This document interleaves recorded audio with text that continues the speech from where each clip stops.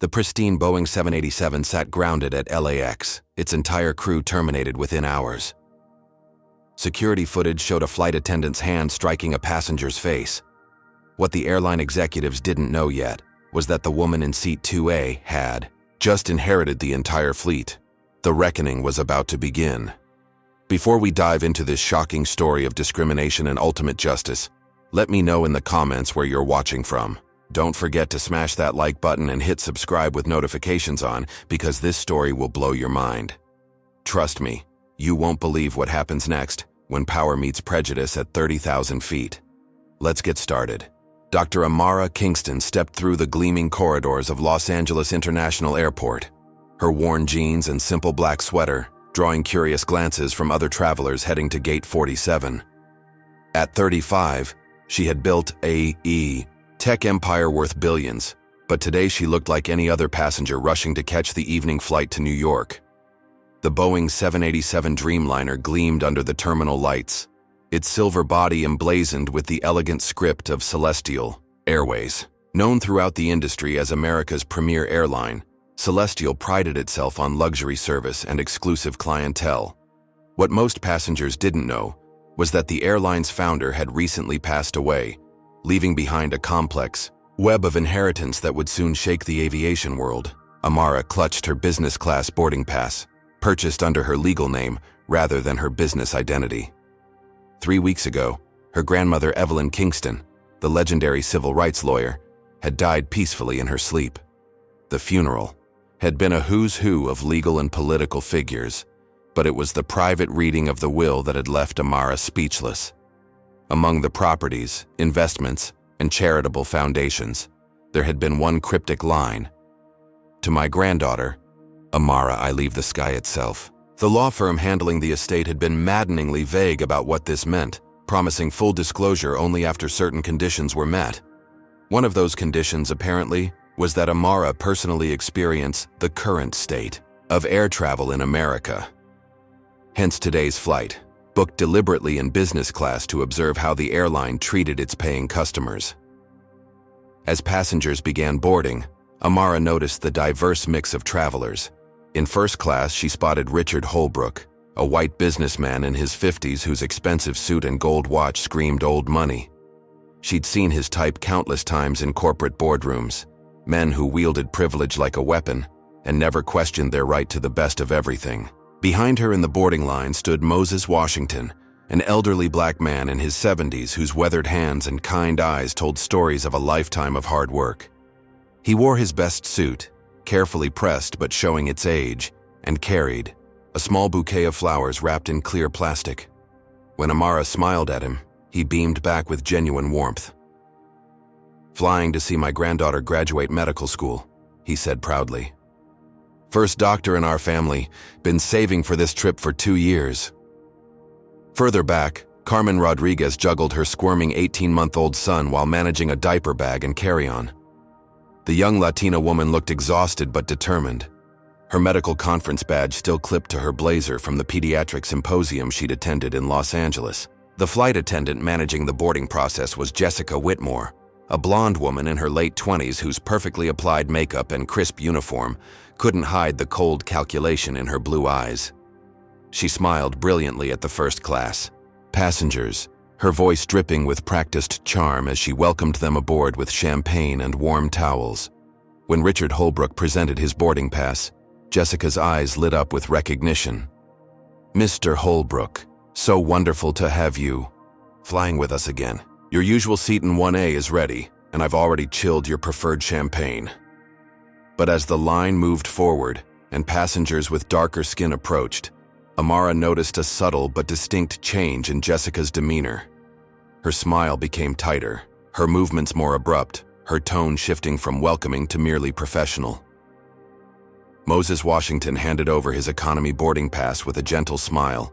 Jessica barely glanced at him, waving him toward the back of the plane with an impatient gesture. "Economy seating begins at row 15, she said curtly, already looking past him to the next passenger.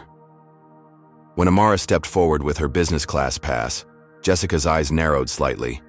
She studied the boarding pass longer than necessary, comparing the name to Amara's ID with exaggerated care. Dr. Kingston, Jessica read aloud, her tone suggesting skepticism. And this is definitely your ticket? Yes, of course, Amara replied calmly, though she felt a familiar tightness in her chest. She'd faced this kind of questioning countless times in her career, the subtle implication that somehow she didn't belong in spaces reserved for success and wealth. Jessica held the boarding pass up to the light as if checking for forgeries, then handed it back with obvious reluctance. Business class is through that curtain. Try to keep noise to a minimum during the flight. As Amara made her way to her seat, she caught fragments of Jessica's conversation with the next passenger, a white woman with an economy ticket who received warm smiles and helpful directions to the overhead bins. The contrast was stark and deliberate. Captain James Mitchell's voice crackled over the intercom as passengers settled in. Ladies and gentlemen, welcome aboard Celestial Airways Flight 447 to New York's John F. Kennedy Airport. We're honored to serve you today and want to ensure every passenger enjoys our signature 5-star service. Amara buckled her seatbelt and pulled out her tablet, ostensibly to review work emails but actually to begin documenting what she was already recognizing as a pattern of discriminatory behavior.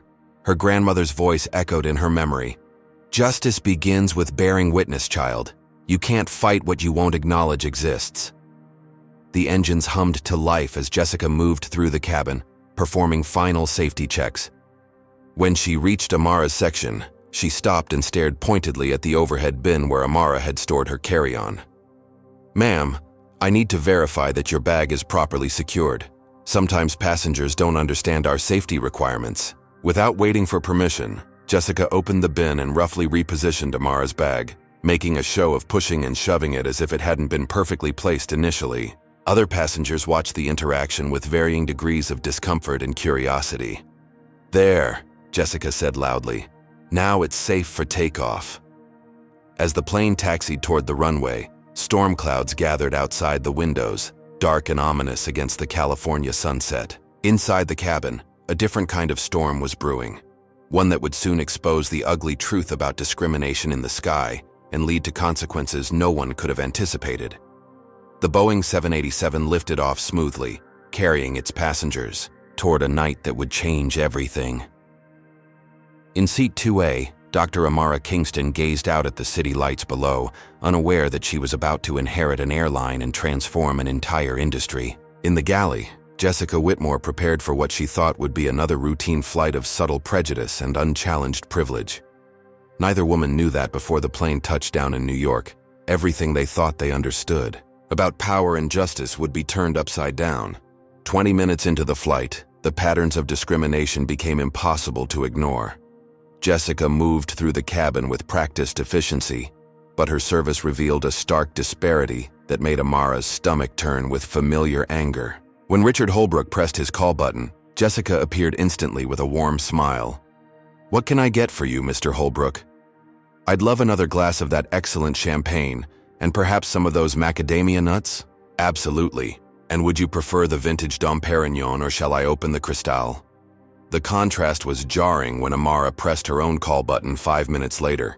Jessica took her time approaching, her expression already set in lines of barely concealed irritation.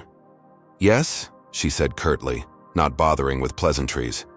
"Could I please have some water and review the dinner menu?" Jessica sighed audibly.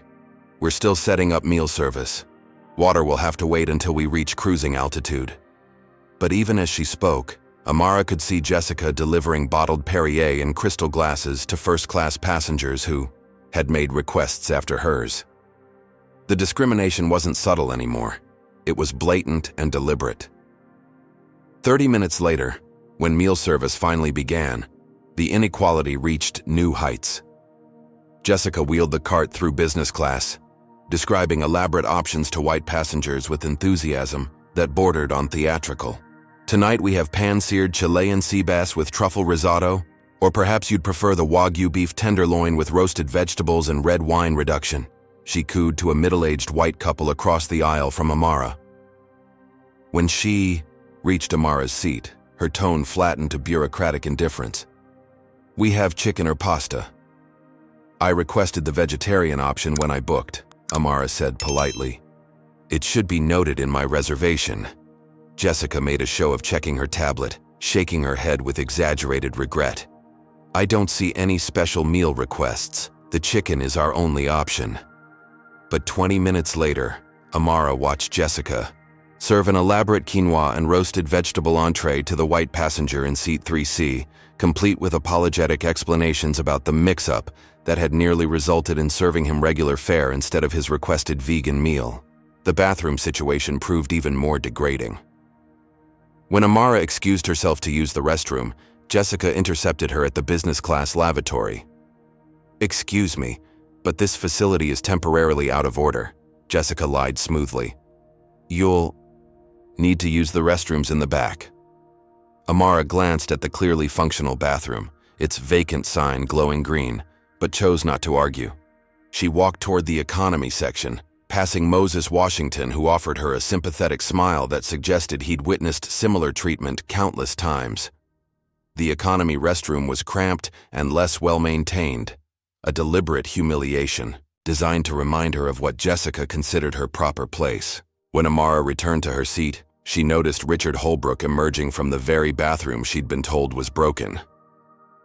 "Outstanding facilities in business class," he commented loudly to Jessica. "So much more civilized than flying commercial usually offers. We pride ourselves on maintaining the highest standards for our valued passengers," Jessica replied, her voice carrying clearly through the cabin. The message was unmistakable. Amara was not considered a valued passenger, despite paying the same fare as everyone else in her section. Carmen Rodriguez's baby began crying as the plane hit mild turbulence, and Jessica's response revealed another layer of her discriminatory behavior. She stormed over to Carmen's economy seat, her face twisted with annoyance. "You need to control that child immediately," she demanded. "Other passengers are trying to rest." "I'm so sorry," Carmen whispered, trying to soothe her son. "He's just scared of the turbulence." "Well, figure it out. This is a premium airline, not a daycare center." But when a toddler in first class began having a meltdown 30 minutes later, Jessica's response was entirely different. She knelt beside the white family, offering toys, snacks, and understanding smiles while cooing about how travel can be so overwhelming for little ones. Moses Washington caught Amara's eye and shook his head sadly. "Been seeing this my whole life," he said quietly when Jessica was out of earshot. "Some things never change, no matter how high you climb or how much you achieve." As if summoned by his words, Jessica appeared beside Amara's seat with a plastic cup half filled with tap water. She set it down with unnecessary force, causing some to slosh onto Amara's tablet. "Your water," she announced. "Try to be more careful with electronics around beverages." The irony was breathtaking. Minutes earlier, she'd served Richard Holbrook wine in fine crystal stemware, personally steadying his tray table and offering a linen napkin to protect his expensive suit. Amara dried her tablet calmly, but her mind was racing. Every interaction, every slight, every deliberate act of discrimination was being cataloged and remembered. Her grandmother had taught her that power without purpose was meaningless, but power wielded for justice could move mountains. Jessica continued her rounds, offering premium amenities to white passengers while treating passengers of color with barely concealed contempt. She provided extra pillows and blankets to first class without being asked. But when Carmen requested a blanket for her shivering child, Jessica claimed they were reserved for premium cabin passengers only. The most egregious incident came when Amara's laptop charger stopped working. She politely approached Jessica, who was organizing magazines, in the galley. "Excuse me, do you have any charging stations or adapters available? My laptop battery is dying and I have important work to finish."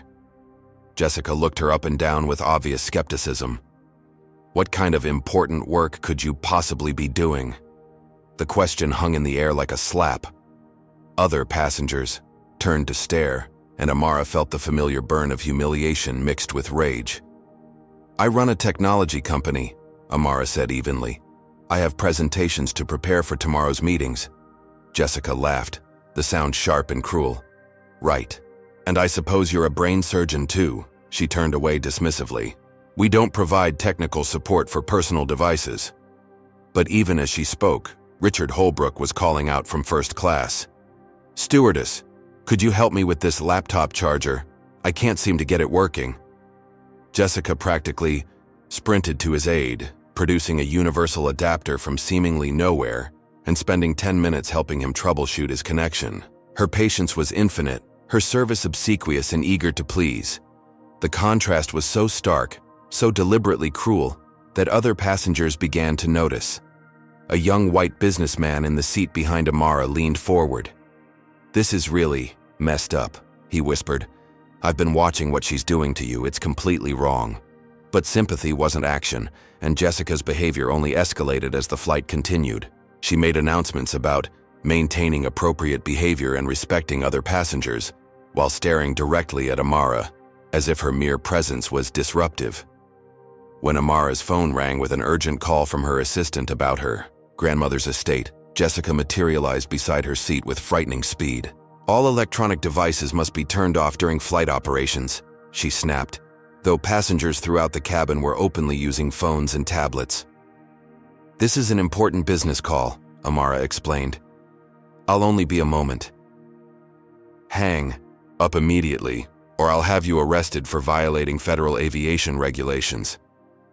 The threat was absurd and legally baseless, but it served its purpose. Other passengers stared as Jessica stood over Amara like a prison guard, her hand dramatically positioned near the call button that would summon the captain. Amara ended the call, but not before catching fragments that would prove prophetic. "At your grandmother's final instructions," and "complete ownership transfer," and "the sky itself means." Jessica's ears perked up at the mention of ownership and business dealings, but her expression remained skeptical and mocking. In her worldview, successful black women were anomalies to be questioned, not realities to be respected. As the plane flew through the night sky, the atmosphere in the cabin grew increasingly tense.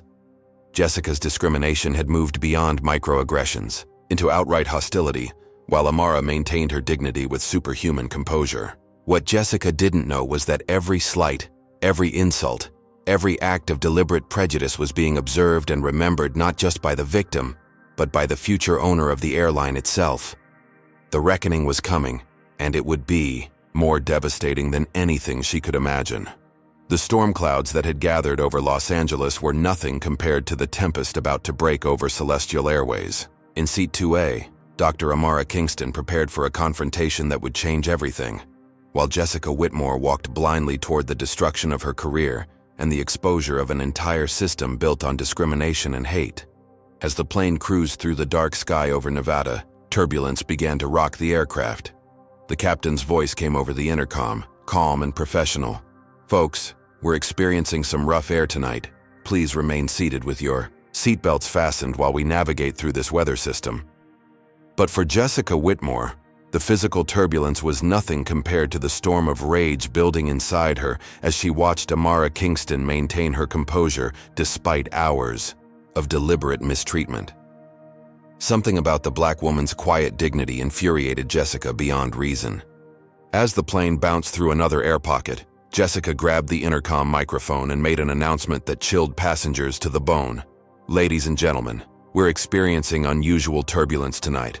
Sometimes negative energy from disruptive passengers can affect the aircraft's stability. Please remain calm while we address any behavioral issues." Her eyes locked on Amara as she spoke, the message unmistakable to everyone in the cabin. Blaming turbulence on a passenger's negative energy was not only absurd, but revealed the depth of Jessica's discriminatory delusions. Richard Holbrook seized the moment to insert himself into the drama. "Stewardess," he called out loudly, "I think we all know where the problem is coming from. Some people just don't understand how to behave in civilized society." His words carried clearly through the cabin, and several passengers shifted uncomfortably. Carmen Rodriguez looked up from soothing her baby, her medical training making her acutely aware of the psychological abuse she was witnessing. Moses Washington had seen enough. The elderly man unbuckled his seatbelt and stood slowly, his weathered hands gripping the seat back for support as the plane continued to shake. "Young lady," he said to Jessica, his voice carrying the authority of 7 decades of hard-won wisdom. "I've been flying for 50 years, and I've never seen a flight Attendant, treat a paying passenger with such disrespect. This woman has done nothing wrong. Jessica's face flushed red with anger. Sir, I need you to sit down immediately and mind your own business. You people always stick together, don't you? The phrase, you people, echoed through the cabin like a gunshot. Even passengers who had been trying to ignore the situation could no longer pretend they hadn't heard blatant racism. Carmen couldn't stay silent anymore. As a pediatrician, she'd taken an oath to protect the vulnerable, and she recognized psychological abuse when she saw it. This is completely unacceptable, she said firmly. You're creating a hostile environment for multiple passengers based on their race. Jessica whirled on her with vicious intensity.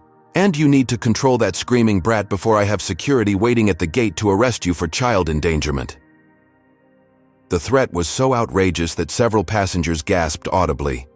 Threatening to have a doctor arrested for child endangerment because her baby was crying during turbulence revealed Jessica's complete disconnection from reality and professional standards. Amara remained seated throughout the escalating confrontation, but she pulled out her business card and placed it on her tray table. The simple white card read, Dr. Amara Kingston, CEO, Kingston Technologies. Perhaps this will clarify any confusion, she said quietly, offering the card to Jessica. Jessica snatched it and examined it with exaggerated skepticism. Anyone can print fake business cards, she announced loudly. I've seen this scam before. People pretending to be successful to get special treatment. She actually crumpled the business card and dropped it on the floor, grinding it under her heel in a gesture so deliberately disrespectful that passengers throughout the cabin began reaching for their phones to record the unfolding disaster. Richard Holbrook stood up, emboldened by Jessica's escalating aggression. This is exactly what I'm talking about. These people always claim to be something they're not. Look at her clothes. Does that look like a CEO to you? His gesture toward Amara's casual attire drew murmurs of disapproval from other passengers who recognized the ugly prejudice on display. Success and wealth didn't require designer labels, and judging someone's worth by their appearance was the kind of thinking that belonged in history books, not modern aircraft. But Jessica was beyond reason now, feeding off Richard's encouragement and her own twisted sense of superiority. She keyed the intercom again, her voice shaking with rage. Attention passengers. We have individuals on board who are disrupting the flight with false claims and aggressive behavior. Please remain calm while we handle this security situation. The announcement was a complete fabrication. Amara hadn't been aggressive, Moses had simply defended another passenger, and Carmen had stated medical facts. But Jessica was creating her own narrative, one where she was the victim and the passengers of color were the aggressors. Captain Mitchell's voice cut through the tension. Flight Attendant Whitmore, please report to the cockpit immediately for consultation. Jessica ignored the direct order from her captain, too consumed with her confrontation to recognize the gravity of her insubordination. Instead, she approached Amara's seat with predatory intensity. Now, I need to pause here and ask you something important. Comment number 1 if you've ever witnessed this kind of blatant discrimination in person, or comment number 2 if this is the first time you're seeing racism this obvious. Don't forget to smash that like button if you're feeling the same anger and frustration that Moses and Carmen are experiencing right now, and hit subscribe because what happens next will shock you to your core. But here's the question that's burning in everyone's mind. How much more can Dr. Amara Kingston take before she reveals who she really is? And when Jessica finally crosses that final line, what kind of consequences will she face? The answer is coming up, and it's more explosive than anything you could imagine. You think you're so smart, don't you? Jessica hissed, leaning over Amara's seat. Playing dress-up, pretending to be important. Well, this is my airplane, and I decide who belongs here. Amara looked up calmly, her voice steady despite the adrenaline coursing through her veins. Your airplane? The question was simple, but something in Amara's tone made Jessica pause. For just a moment, uncertainty flickered across the flight attendant's face. But Richard Holbrook's encouraging nods from across the aisle emboldened her to continue. That's right. I represent Celestial Airways on this aircraft, which makes me the authority here. And I'm telling you that your behavior is unacceptable. Moses Washington laughed, the sound bitter with decades of experience. Child, you don't represent anything but ignorance and hate. I've seen your kind before, hiding behind uniforms and titles while treating people like dirt." "How dare you!" Jessica shrieked. "Security will be waiting for both of you when we land. I'm filing reports for passenger interference with crew operations." Carmen stood up, her medical credentials giving her confidence to challenge Jessica's authority. "I'm a physician, and I'm witnessing psychological abuse and racial discrimination. This behavior violates federal aviation regulations and basics, human decency." "Oh, another fake professional," Jessica laughed maniacally. "Let me guess, you're a brain surgeon too? You people and your delusions of grandeur." The phrase "you people" again, this time directed at a respected pediatrician whose medical conference badge was clearly visible on her blazer. Jessica's racism had stripped away all pretense of professionalism. Amara's phone buzzed with another urgent call. The caller ID showed Celestial Airways Legal Department, and she knew this call would change everything. But as she reached for the phone, Jessica's hand shot out to stop her. "I told you, no phone calls during flight operations." "This is from Celestial Airways Legal Department," Amara said quietly. "Perhaps you should let me answer it." Jessica's eyes widened with confusion and suspicion. "Why would our legal department be calling you?" Before Amara could respond, her phone rang again. This time she answered despite Jessica's protests, putting the call on speaker so everyone could hear. "Dr. Kingston, this is Margaret Chen from Celestial Airways Legal. We have urgent news about your inheritance. The final paperwork has been processed, and we can now confirm that you own 60% controlling interest in Celestial Airways, making you the majority owner of the entire fleet." The cabin fell silent except for the drone of engines and the whistle of wind outside. Jessica's face went through a rapid sequence of emotions: confusion, disbelief, terror, and finally, desperate denial. "That's impossible," she whispered. "This is some kind of scam." But Moses Washington was laughing again, this time with pure joy. "Child," he said to Jessica, "you just spent the last 2 hours abusing the woman who owns this airplane, the woman who signs your paychecks, the woman who can fire every single person who works for this airline." Carmen was recording everything on her phone, her medical training making her acutely aware that she was documenting a historic moment of justice. "This is incredible," she breathed. "You literally told her it was your airplane." Richard Holbrook had gone pale, realizing that his encouragement of Jessica's racist behavior had been captured on multiple phones and witnessed by dozens of passengers. His attempts to distance himself from the situation were pathetic and transparent. "Now wait just a minute," he stammered. "I never said anything inappropriate, I was just trying to support the crew." But the recordings would tell a different story, and everyone knew it. Jessica stood frozen in the aisle, her world crumbling around her as the magnitude of her mistake became clear. She had just systematically abused, discriminated against, and threatened the owner of the airline. Her career wasn't just over, it was destroyed so completely that she would never work in aviation again. The turbulence outside had calmed, but inside the cabin, a different kind of storm was just beginning. Dr. Amara Kingston, the quiet woman in seat 2A, was about to reveal the full extent of her power, and the consequences would reshape an entire industry. As passengers whispered and recorded, as Jessica stood paralyzed with shock, and as the plane continued its journey through the night sky, everyone realized they were witnessing something unprecedented. The moment when justice caught up with discrimination at 30,000 feet. The reckoning had begun. The silence following the legal department's call stretched for nearly 30 seconds, broken only by the steady hum of the engines and Jessica's rapid breathing. Her face had gone from flushed red to pale white as the reality of her situation sank in. Richard Holbrook was the first to break the stunned quiet, his voice cracking with panic. "There must be some mistake. This is clearly a fraud attempt. Nobody just inherits an airline." But Amara was already pulling additional documentation from her briefcase, documents that had been prepared by her grandmother's legal team weeks ago.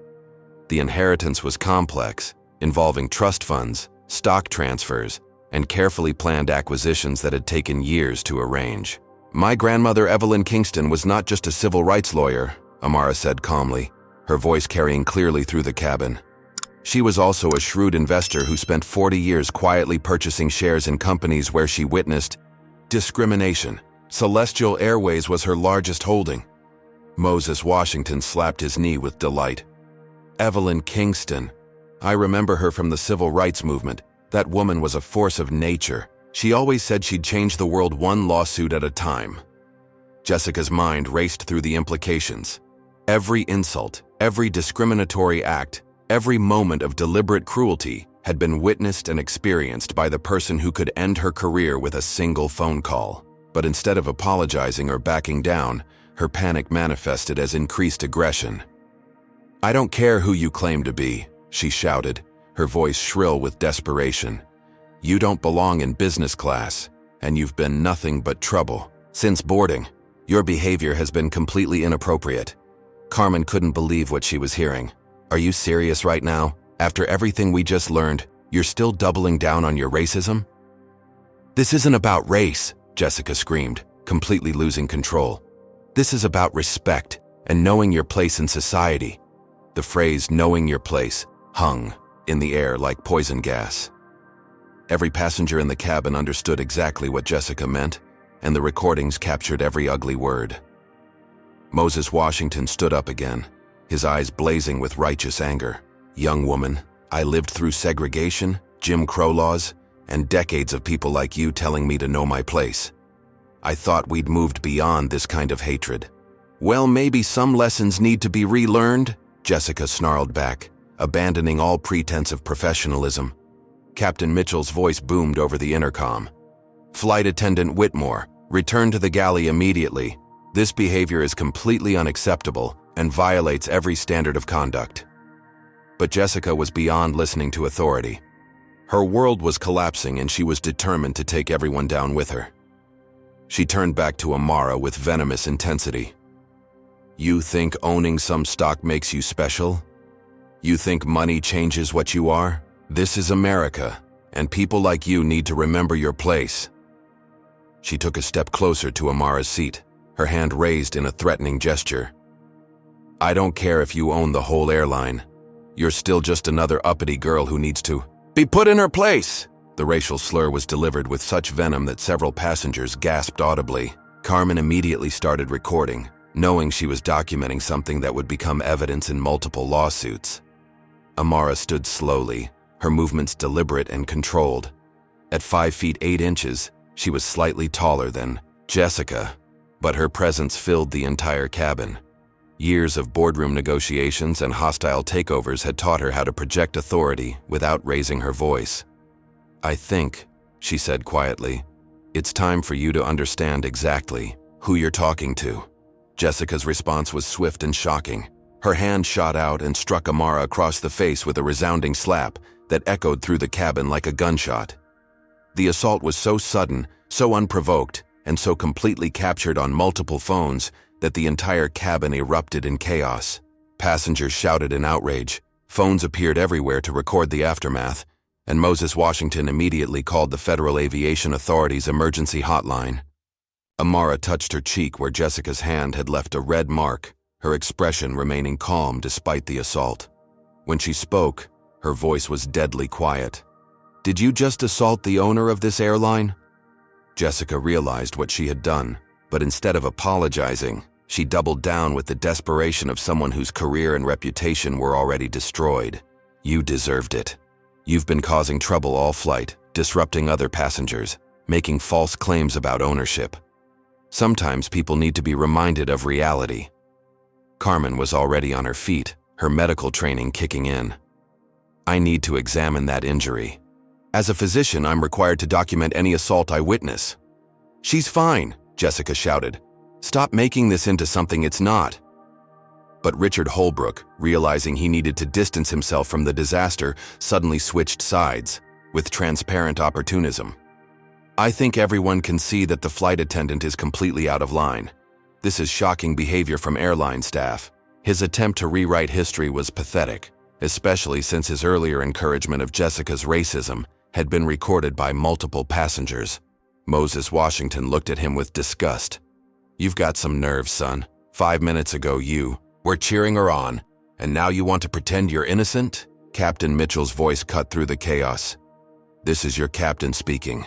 Due to an incident in the cabin, I am making an emergency notification to ground control. Law enforcement will meet this aircraft upon arrival. Jessica's face went white as the reality hit her. She had just committed assault on a commercial aircraft in front of dozens of witnesses against the owner of the airline. Federal charges were inevitable. Her career was over, and her actions had been recorded by multiple passengers for the world to see. But the worst was yet to come. Amara pulled out her phone and made a call that would send shockwaves through the aviation industry. This is Dr. Amara Kingston, majority owner of Celestial Airways. I need to speak with the CEO immediately about an emergency situation involving employee misconduct and assault. As she spoke, Jessica stood frozen in the aisle, finally understanding the magnitude of her mistake. She had systematically abused, discriminated against, and finally assaulted the one person who had the power to destroy not just her career, but the careers of everyone who had enabled or ignored her behavior. The other passengers watched in stunned fascination as justice began to unfold at 30,000 feet. Carmen continued documenting Amara's injuries while Moses Washington provided witness statements to federal authorities over the phone. Richard Holbrook sat in his first-class seat, desperately trying to delete the recordings he had made earlier, but other passengers had already captured his discriminatory comments and enthusiastic support of Jessica's racist behavior. As the EC plane continued toward New York, everyone aboard realized they were witnessing history, the moment when decades of systematic discrimination in the airline industry finally met consequences that would reshape everything. Jessica Whitmore had picked the wrong woman to abuse. She had assaulted the owner of the airline, and the reckoning was just beginning. The flight that was supposed to end her shift had instead ended her career, her reputation, and possibly her freedom. And in Seat 2A, Dr. Amara Kingston prepared to transform an entire industry through the power of justice and accountability. The storm outside had calmed, but the tempest inside the cabin was just reaching its peak. The assault had lasted only seconds, but its reverberations would echo through the aviation industry for years to come. As Amara touched her reddened cheek, the cabin erupted into organized chaos that would have made her grandmother proud. Captain Mitchell emerged from the cockpit, his face grim with the kind of anger that comes from witnessing the complete breakdown of professional standards under his command. He had been flying for 27 years and had never seen a flight attendant assault a passenger, let alone the owner of the airline. "Ms. Whitmore," he said, his voice carrying the authority of 4 military stripes, "you are immediately suspended from all duties. Return to the galley and remain there until we land." Jessica's response revealed the depth of her delusion. "Captain, this passenger has been disruptive all flight. She's making false claims about owning the airline, threatening crew members, and disturbing other travelers. I was defending myself and maintaining order.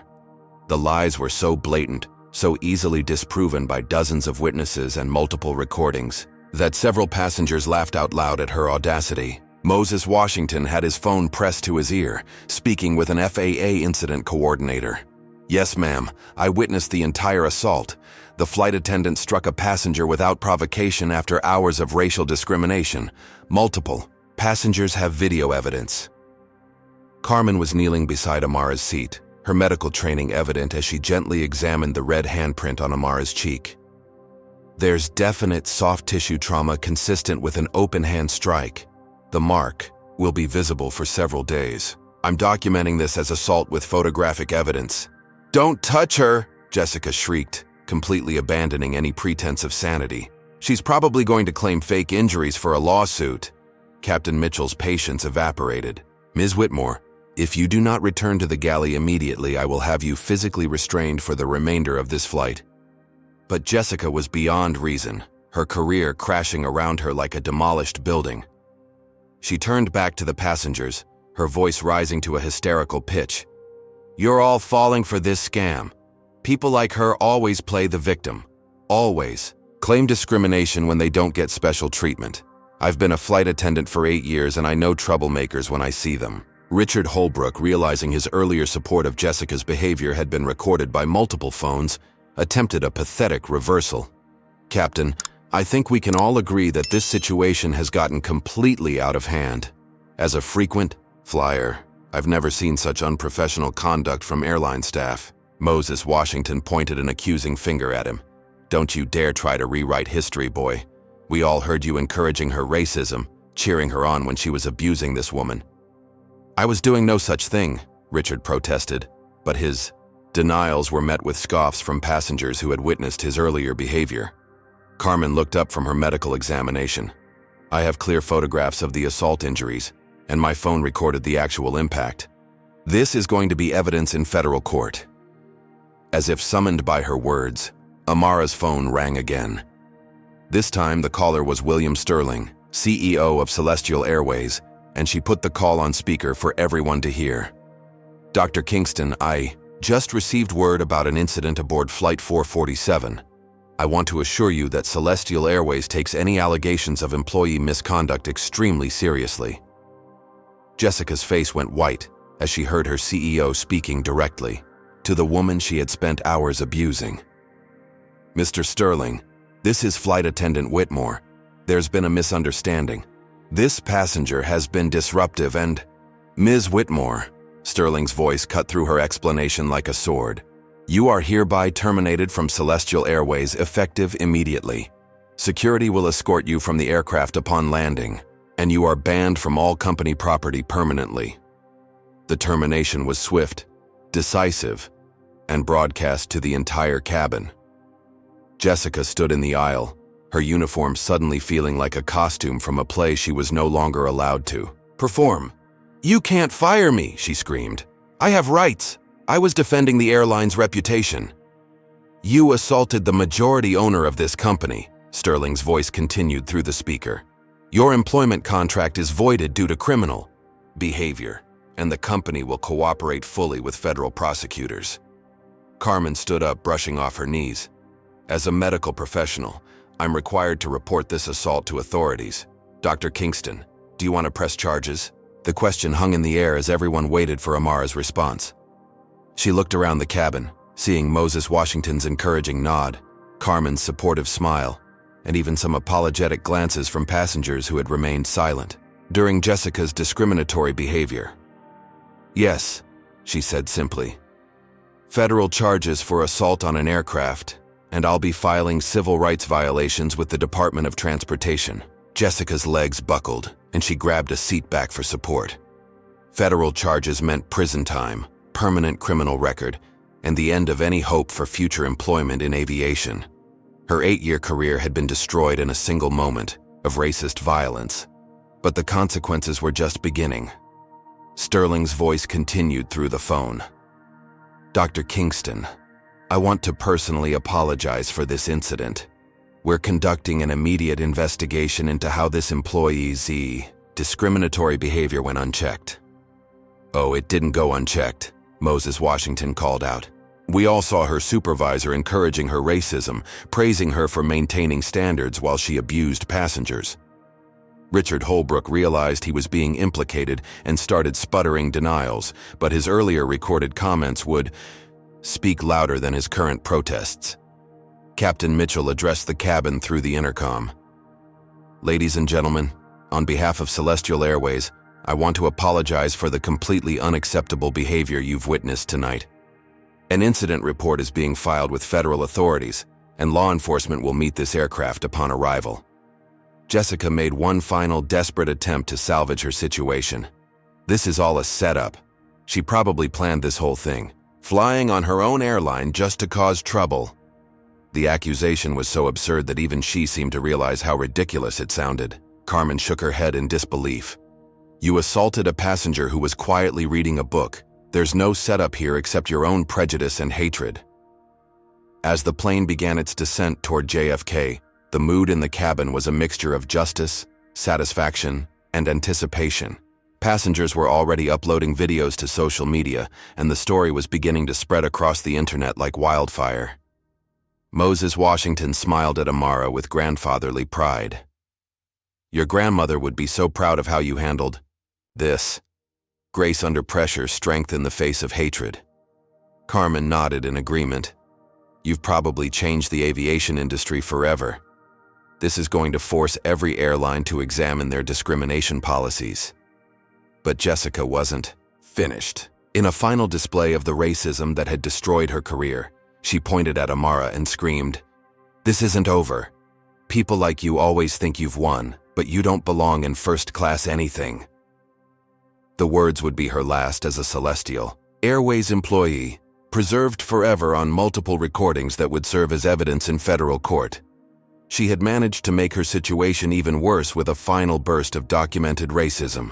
As the lights of New York appeared below, Dr. Amara Kingston looked out the window and thought about her grandmother's words.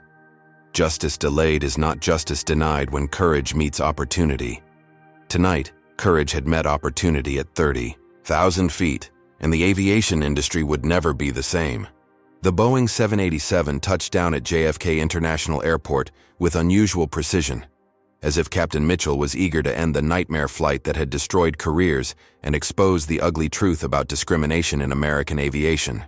As the plane taxied toward the gate, passengers could see the unusual activity waiting for them. Security vehicles, airline executives, and what appeared to be federal law enforcement officers positioned near the jetway. Jessica Whitmore sat in the galley under the watchful eye of the senior flight attendant, her face a mask of desperate denial mixed with dawning terror. The reality of federal assault charges was beginning to penetrate her racist delusions, and she alternated between claiming victimhood and making increasingly frantic attempts to justify her behavior. "This is all being blown out of proportion," she whispered to anyone who would listen. "I was just maintaining order. Passengers like her always cause trouble, and someone has to enforce standards."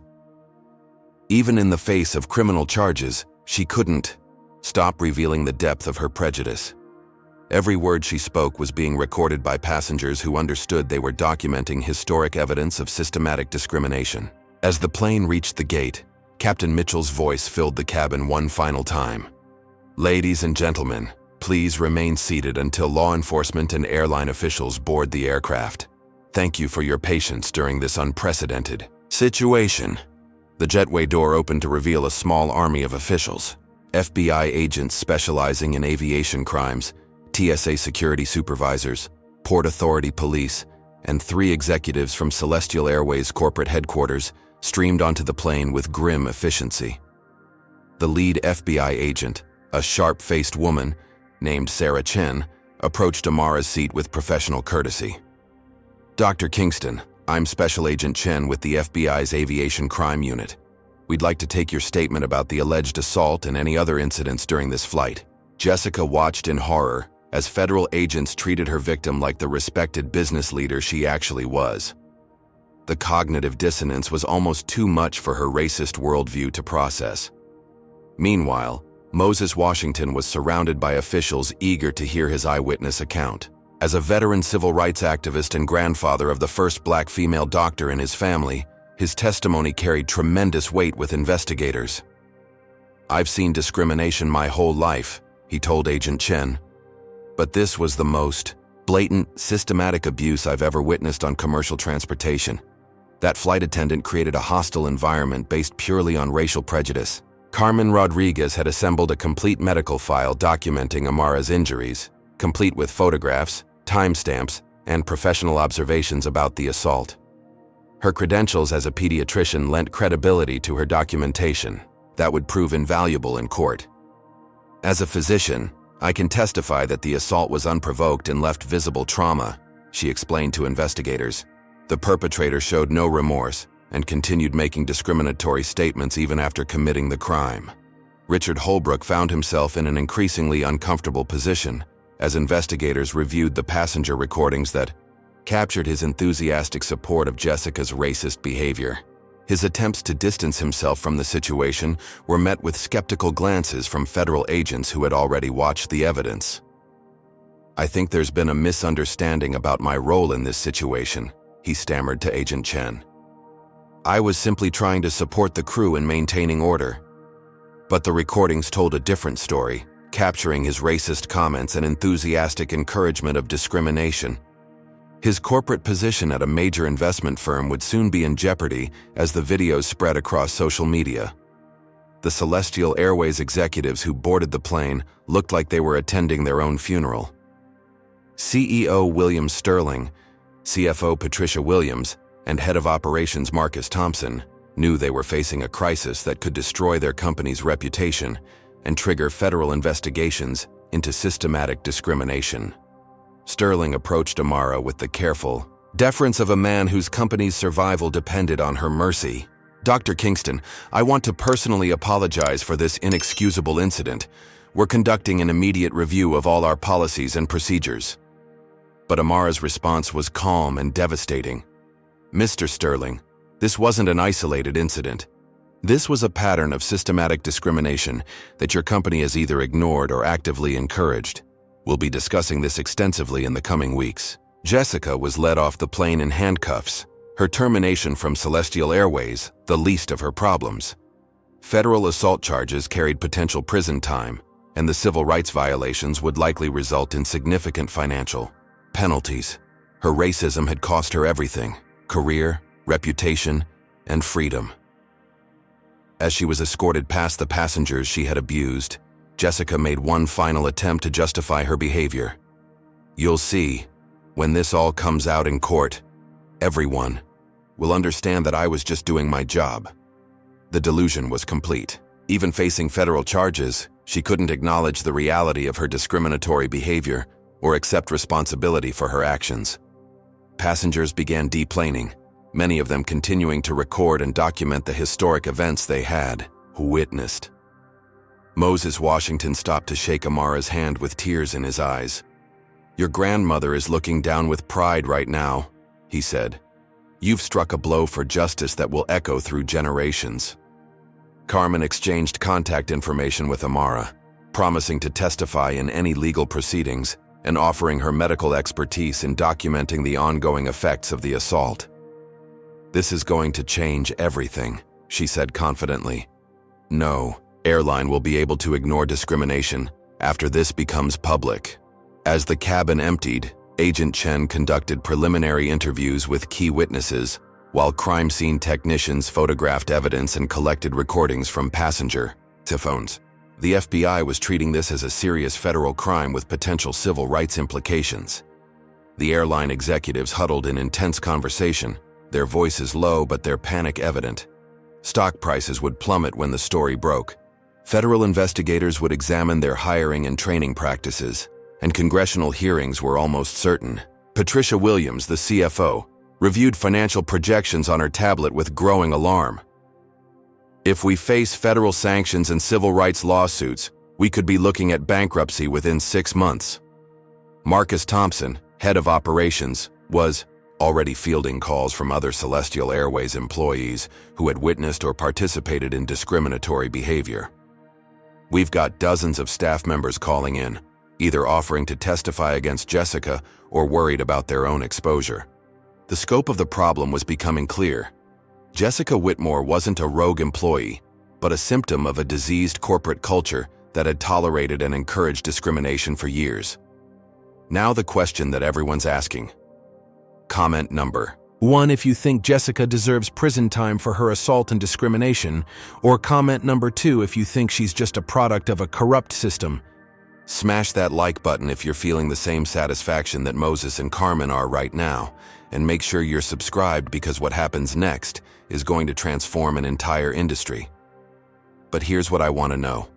How do you think Dr. Amara Kingston is going to use her power as the airline's owner? Will she show mercy to the executives who enabled this behavior, or is she going to clean house completely? The answer is coming up, and it's more dramatic than you could possibly imagine. As federal agents completed their preliminary investigation and executives faced the reality of their company's crisis, Dr. Amara Kingston sat quietly in the empty cabin, planning the transformation of an entire industry. Her grandmother's dream of equality in transportation was about to become reality, but first, there would be a reckoning unlike anything the aviation world had ever seen. The plane was empty now except for investigators and executives, but the real drama was just beginning. Jessica Whitmore's racist assault had opened Pandora's box, revealing decades of systematic discrimination that would soon face the full force of federal justice and corporate accountability. The flight was over, but the journey toward equality was just beginning. The Celestial Airways corporate headquarters at LAX resembled a war room 24 hours after the assault incident. Emergency meetings had been called, crisis management consultants summoned, and legal teams assembled as the company faced the most serious challenge in its 40-year history. CEO William Sterling stood before a conference room filled with executives, lawyers, and public relations specialists, watching in horror as news coverage of the incident dominated every major network. The passenger recordings had gone viral, accumulating over 50 million views and triggering a firestorm of outrage that was rapidly expanding beyond social media. "Ladies and gentlemen," Sterling said, his voice hollow with exhaustion, "we are facing an existential crisis. Dr. Amara Kingston, who owns 60% of our company, was systematically abused and assaulted by our employee. The federal investigation has begun, and our stock price has dropped 30% in overnight trading." Patricia Williams, the CFO, pulled up financial projections that painted a grim picture. "We're facing potential lawsuits from Dr. Kingston, other passengers who witnessed discrimination, and possibly hundreds of former passengers who experienced similar treatment. Conservative estimates put our liability at over $200 million. But the financial damage was only the beginning." Marcus Thompson, head of operations, had spent the morning fielding calls from Celestial Airways employees who were either coming forward with their own stories of encouraged discrimination or desperately trying to distance themselves from the company's toxic culture. "We've identified at least 12 other incidents involving Jessica Whitmore that were reported to supervisors and ignored," Thompson reported grimly. "And she's not alone. Our preliminary internal investigation suggests this kind of discriminatory behavior was widespread and systematically covered up." The conference room door opened to admit the company's head of legal affairs, Margaret Chen, whose face was pale with the gravity of the situation they faced. She carried a thick folder of documents that would reshape the company's future. "I've just finished reviewing Dr. Kingston's inheritance documentation," she announced. "Not only does she own controlling interest in our airline, but her grandmother's estate includes detailed records of discriminatory incidents dating back 15 years. They've been building a case against us for over a decade." The revelation sent shockwaves through the room. Evelyn Kingston hadn't just inherited stock in the airline, she had been systematically documenting discrimination as evidence for exactly this kind of reckoning. Sterling's phone buzzed with an urgent message that made his face go white. "Dr. Kingston's legal team has requested a meeting today at 2 p.m. They're not asking, they're demanding." As if summoned by his words, the conference room's main screen flickered to life with an incoming video call. Dr. Amara Kingston appeared on the monitor, seated in what was clearly a law office surrounded by an impressive array of legal professionals. "Mr. Sterling," she said without preamble, "I think we need to discuss the future of Celestial Airways." The executives scrambled to look professional, but their panic was evident to everyone watching. Sterling cleared his throat nervously. "Dr. Kingston, we want to assure you that yesterday's incident was completely aberrant behavior that doesn't represent our company values." Amara's response was devastating in its calm precision. "Mr. Sterling, I have documentation of 47 separate incidents of racial discrimination by Celestial Airways employees over the past 15 years. Jessica Whitmore's assault was not aberrant. It was the inevitable result of a corporate culture that encourages prejudice." She gestured to one of her lawyers, who began reading from a thick file. "Incident 23. March 2019, Flight 892. Passenger Maria Santos was told the business class bathroom was temporarily out of order, while white passengers used it freely. Incident 31. August 2020. Passenger David Chen was questioned about the authenticity of his first-class ticket for over 20 minutes, while his white seat neighbor was served champagne." The list continued for several minutes. Each incident, documented with dates, flight numbers, and witness statements. The pattern was undeniable. Celestial Airways had been systematically discriminating against passengers of color for years. Patricia Williams looked like she was going to be sick. "Dr. Kingston, we had no knowledge of this pattern. If we had known—" "You did know," Amara interrupted. "My grandmother's law firm sent complaint letters about many of these incidents. Your legal department responded with form letters dismissing the concerns and denying any wrongdoing. Margaret Chen rifled through old files and found exactly what Amara was describing. A pattern of complaint letters from Evelyn Kingston's law firm and dismissive responses from Celestial Airways' legal team. "My God," she whispered. "We've been covering this up for years." The scope of the company's liability was becoming clear, and it was far worse than anyone had imagined. This wasn't about one rogue employee. It was about a systematic pattern of discrimination that reached the highest levels of corporate leadership. Sterling made a desperate attempt to salvage the situation. "Dr. Kingston, what can we do to make this right? We're willing to implement any changes you deem necessary." Amara's response was swift and uncompromising. "Every member of the current executive team will resign immediately. We're implementing a zero-tolerance discrimination policy with independent oversight, and we're establishing a $50 million victim compensation fund for passengers who experience discrimination." The demands were breathtaking in their scope. Essentially, Amara was gutting the entire corporate leadership and rebuilding the company from the ground up. Thompson tried to negotiate. "Dr. Kingston, surely we can work together to implement gradual changes without destroying the careers of executives who weren't directly involved."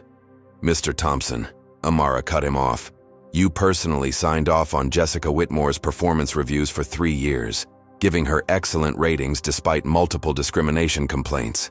You weren't uninvolved. You were complicit." The accusation was devastating because it was true.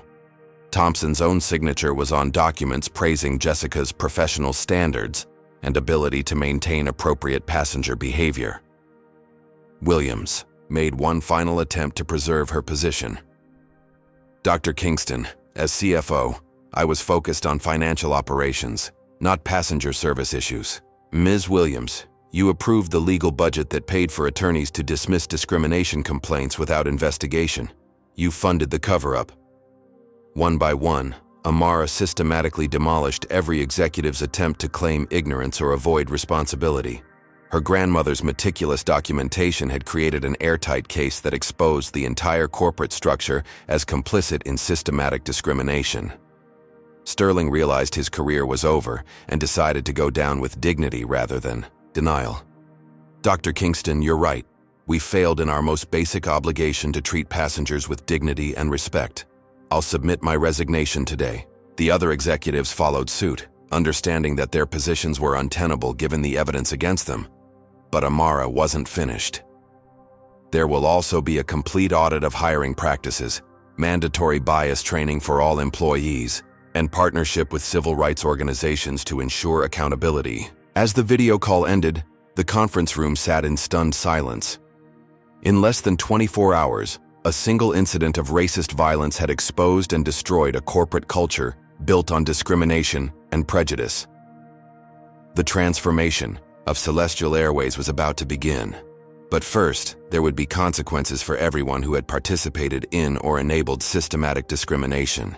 Jessica Whitmore's assault had opened the floodgates, and justice was finally coming to an industry that had hidden behind corporate policies and legal technicalities for far too long. Outside the headquarters, protesters were already gathering, with signs demanding justice for discrimination victims. Inside, executives were cleaning out their offices and lawyers were preparing for the biggest civil rights case in aviation history. Dr. Amara Kingston had inherited more than an airline.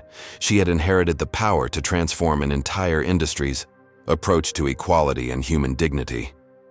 The reckoning was far from over, but the foundation for justice had been laid at 30,000 feet by a woman who refused to accept discrimination as the price of flying while black. 6 months after Jessica Whitmore's assault aboard Flight 447, the transformation of Celestial Airways had become a case study taught in business schools across America. The company that had once embodied systematic discrimination was now leading the aviation industry in diversity, inclusion, and passenger rights. Dr. Amara Kingston stood in the renovated headquarters lobby, where portraits of civil rights leaders now hung alongside images of diverse employees and satisfied passengers. The old corporate culture had been completely dismantled and rebuilt from the foundation up. Jessica Whitmore herself had become a cautionary tale. After pleading guilty to federal assault charges and civil rights violations, she was sentenced to 18 months in federal prison, 3 years of probation, and mandatory participation in diversity education programs.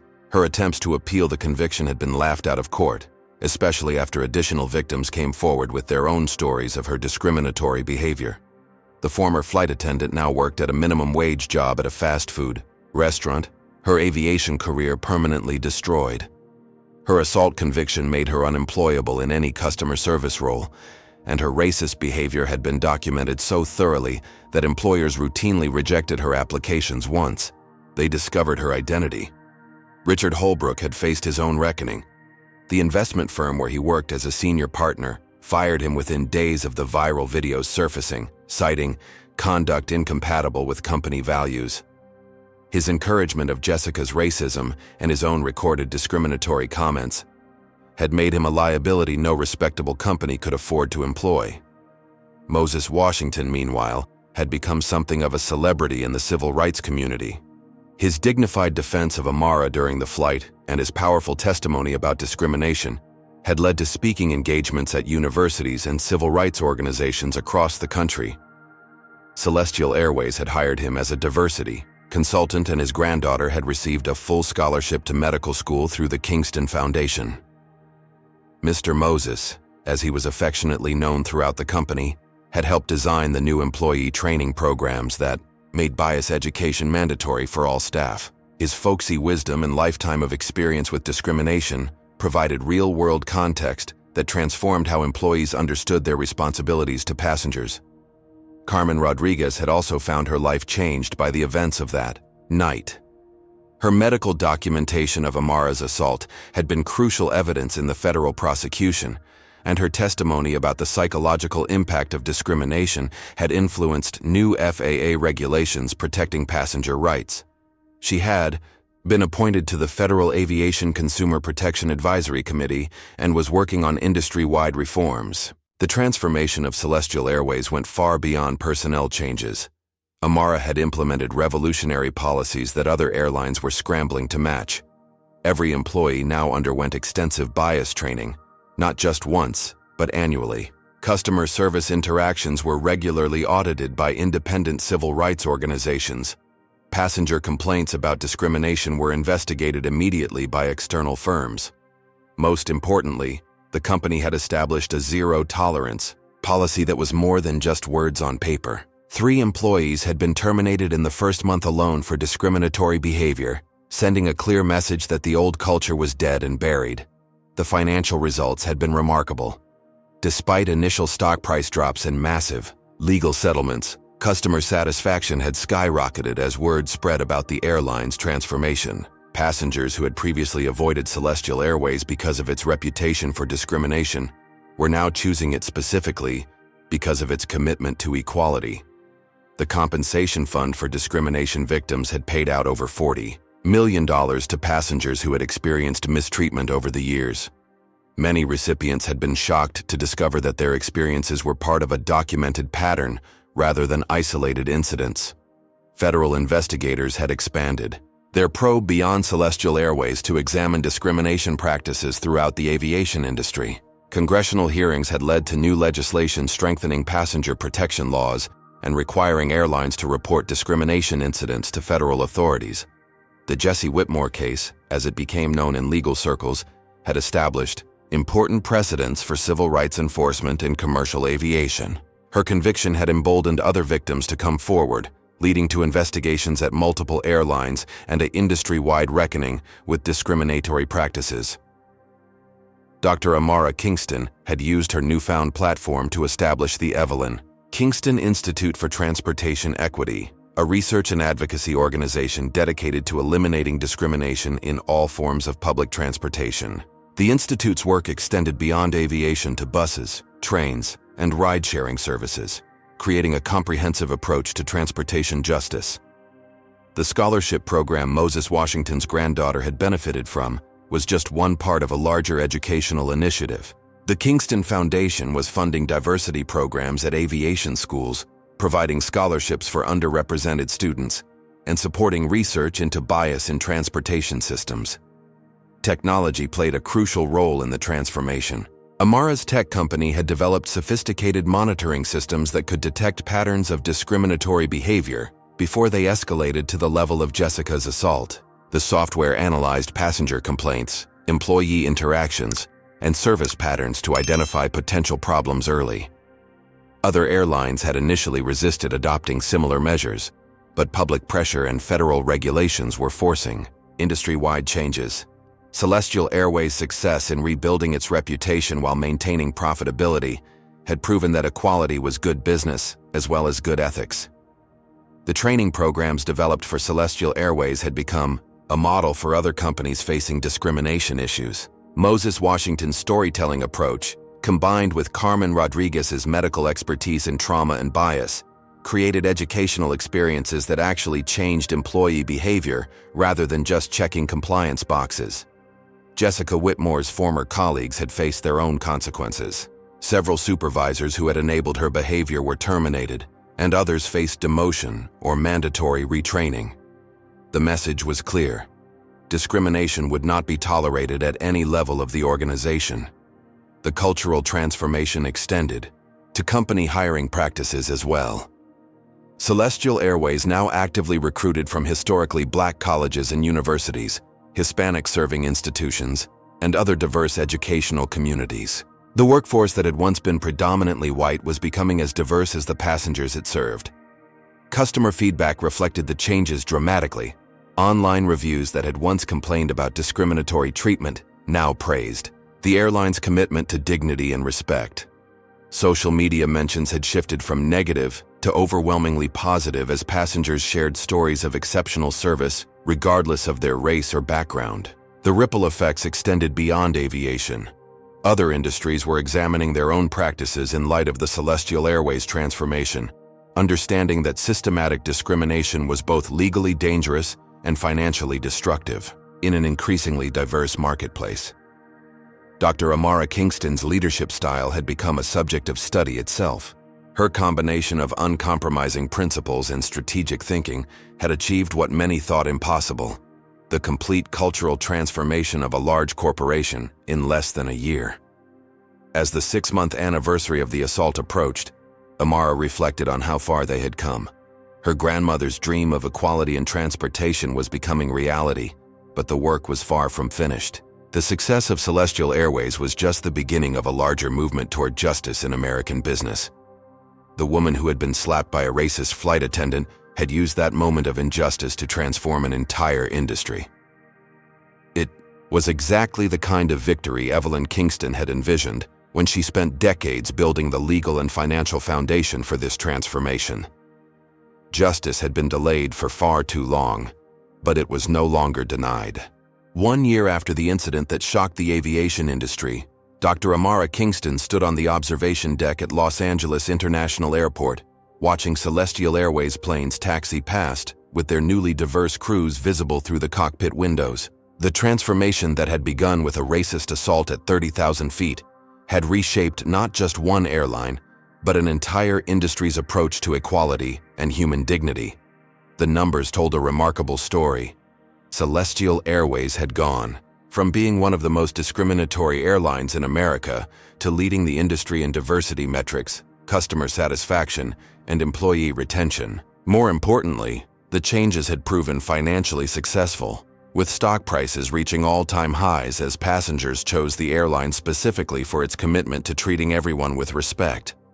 Jessica Whitmore had been released from federal prison after serving her full sentence, her life forever changed by 18 months of consequences for her racist behavior. She now worked at a convenience store for minimum wage, her attempts to find better employment consistently thwarted by the permanent record of her assault conviction and the viral videos that would follow her forever. Her story had become a cautionary tale told in diversity training programs across multiple industries. The woman who had told Dr. Kingston to know her place had learned too late that place in modern America belonged to those who embraced equality rather than those who clung to prejudice. Richard Holbrook had similarly discovered that racism carried a permanent price. After losing his investment firm position, he had struggled to find work in finance, with potential employers citing cultural fit concerns when they discovered His role in encouraging Jessica's discriminatory behavior. His attempts to rebrand himself as a reformed advocate for diversity were met with skepticism from a public that had seen his true character revealed under pressure. Moses Washington had become one of the most respected voices in transportation equality.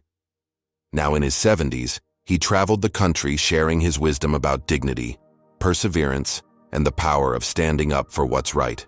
His granddaughter had graduated medical school with highest honors and was completing her residency at one of the nation's top pediatric hospitals, her education funded by the scholarship program that had grown out of that transformative flight.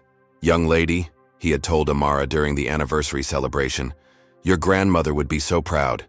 You took one moment of injustice and turned it into a lifetime of change for millions of people." Carmen Rodriguez had leveraged her experience into a position as chief medical advisor for the newly established Federal Aviation Passenger Protection Office. Her expertise in documenting and treating the psychological effects of discrimination had influenced new regulations requiring airlines to provide mental health support for victims of discriminatory treatment. The Kingston Institute for Transportation Equity had expanded far beyond aviation. The organization now worked with bus systems, train companies, ride-sharing services, and even cruise lines to eliminate discrimination in all forms of travel. Their research had revealed systematic problems throughout the transportation industry, and their solutions were being implemented nationwide. Federal legislation known as the Evelyn Kingston Passenger Protection Act had been signed into law, creating strict penalties for transportation discrimination and establishing independent oversight boards to investigate complaints. The law was named for Amara's grandmother, whose decades of legal work and strategic planning had made the transformation possible. The act required all transportation companies to maintain detailed records of discrimination complaints, submit to regular civil rights audits, and provide mandatory bias training for employees. Most importantly, it established significant financial penalties that made discrimination expensive for companies that failed to protect passenger rights. Other airlines had been forced to follow Celestial Airways' lead or face federal intervention. 3 major carriers had paid substantial fines for discriminatory practices discovered during investigations triggered by the Jessica Whitmore case. The industry-wide transformation had created a new standard where equality wasn't just morally right, but legally required and financially necessary. The technology solutions developed by Amara's company had been adopted by transportation systems worldwide. The bias detection software could identify patterns of discrimination before they escalated to assault, allowing companies to address problems through training and policy changes rather than criminal prosecution and public relations. Disasters. Training programs based on the Celestial Airways model were now mandatory throughout the aviation industry. Moses Washington's storytelling approach and Carmen Rodriguez's medical insights had created educational experiences that actually changed hearts and minds rather than just checking compliance boxes. The scholarship program had expanded to support over 5,000 students pursuing careers in transportation, hospitality, and customer service industries. The goal was to create a generation of professionals who understood that diversity and inclusion weren't just corporate buzzwords, but fundamental principles of American business success. International attention had been significant as well. Airlines in Europe, Asia, and South America had implemented similar reforms after studying the Celestial Airways transformation. The incident that began as an American scandal had become a global model for corporate accountability and social justice. Dr. Amara Kingston herself had been featured on the covers of Time, Fortune, and Newsweek magazines as one of the most influential business leaders in America. Her grandmother's strategic vision and her own technological expertise had created a blueprint for using corporate power to advance civil rights that was being studied and replicated worldwide. The personal cost had been significant, but worthwhile. Amara's face was now recognized internationally, making private travel difficult, but she had embraced her role as a public advocate for equality. Speaking engagements at universities, corporate conferences, and civil rights organizations had become a regular part of her schedule. The anniversary flight recreated the original route from Los Angeles to New York, but with a dramatically different experience. The diverse crew reflected the airline's transformation, with flight attendants from multiple ethnic backgrounds working together to provide exceptional service to passengers, regardless of their race, religion, or economic status. Captain Mitchell, who had witnessed the original incident, was now Director of Pilot Training for Diversity and Inclusion. His programs ensured that flight crews understood their role in creating welcoming environments for all passengers and knew how to intervene if discriminatory behavior occurred. As the anniversary flight reached cruising altitude, Amara reflected on her grandmother's prophetic words. "Power reveals itself when least expected, and justice delayed is never justice denied when courage meets opportunity." The courage had come from passengers like Moses Washington and Carmen Rodriguez, who refused to stay silent in the face of injustice. The opportunity had been created by Evelyn Kingston's strategic planning and Amara's own position as owner of the airline. Together, they had turned a moment of racist violence into a transformation that would benefit generations of travelers. The flight attendant who served Amara's water did so with genuine warmth and professionalism that would have been unimaginable under the old culture. The young woman, whose name tag read Maria, was participating in the airline's management training program and would soon become a supervisor herself. "Dr. Kingston," she said as she refilled Amara's glass, "I just wanted to thank you. Because of what you did, my little sister believes she can be anything she wants when she grows up. You showed us that standing up for what's right really can change the world." The words carried the weight of transformation that extended far beyond corporate policies or federal legislation. A generation of young people had witnessed justice triumph over prejudice, and they were growing up with different expectations about equality and dignity. As the plane began its descent into New York, Amara looked out at the city lights below and thought about all the passengers who would fly safely and respectfully because of the changes that had begun with one flight. Attendant's terrible mistake. Jessica Whitmore's assault had inadvertently triggered the most significant advancement in transportation civil rights since the desegregation of public buses. The video screens throughout the cabin displayed a message that had become standard on all Celestial Airways flights. "We are committed to treating every passenger with dignity and respect, regardless of race, religion, or background. Discrimination has no place in our skies." But the real legacy wasn't in corporate messaging or policy documents. It was in the thousands of employees who had learned to see beyond skin color to human dignity. It was in the passengers who flew without fear of discrimination. It was in the children who grew up believing that equality was normal rather than revolutionary. Moses Washington dozed peacefully in his seat, dreaming of his late wife who had faced similar discrimination as a nurse in the 1960s.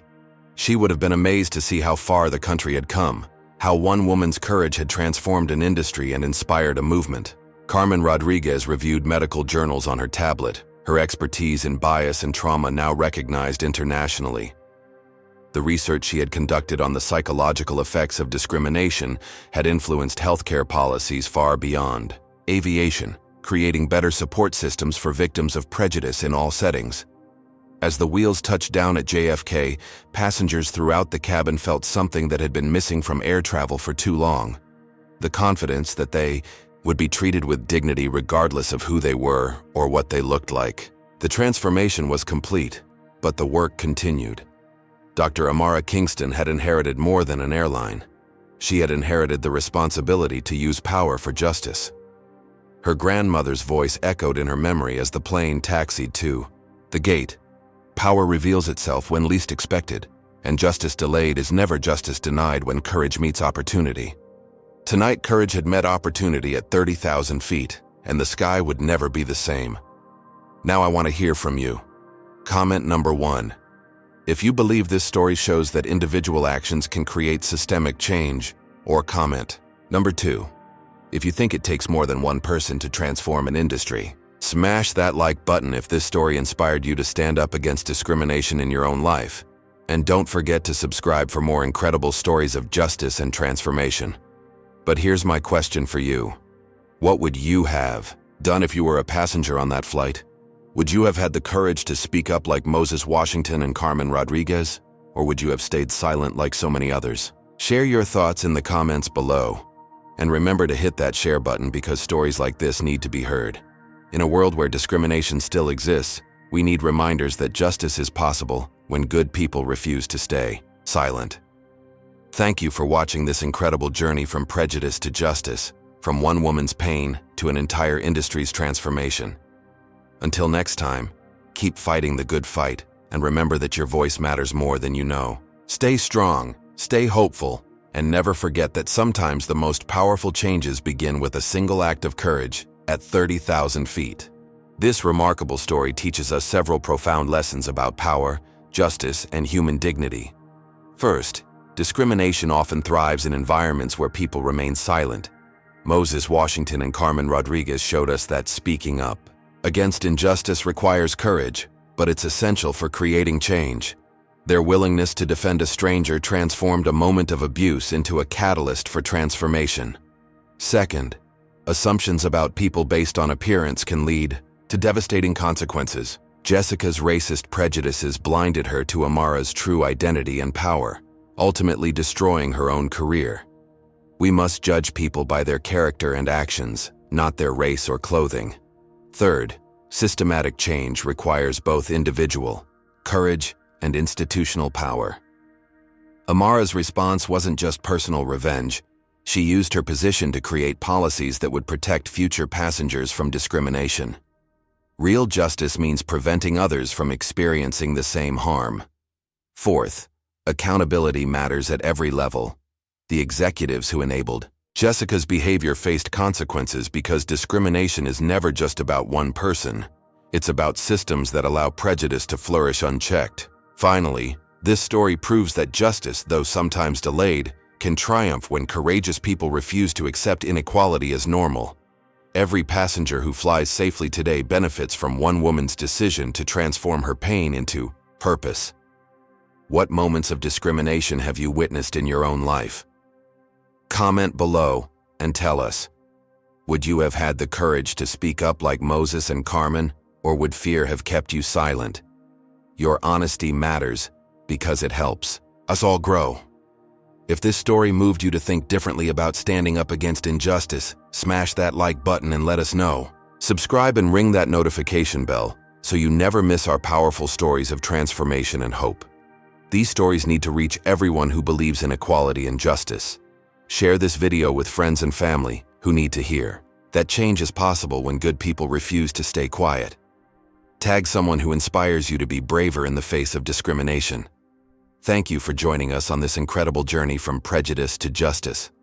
Your engagement helps these important stories reach the people who need them most. Until next time, remember that your voice has power, your courage matters, and together we can create a world where dignity and respect aren't privileges, but rights that belong to everyone.